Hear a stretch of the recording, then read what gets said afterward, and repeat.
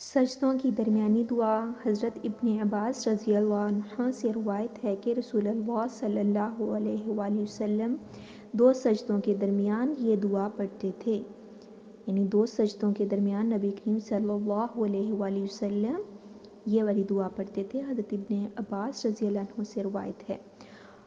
اللہم اغفر لی، اللہم اغفر لی وارحمنی وعافنی وعافنی وعافنی واہدنی وارزقنی وارزقنی اللہم اغفر لی وارحمنی وعافنی واہدنی وارزقنی۔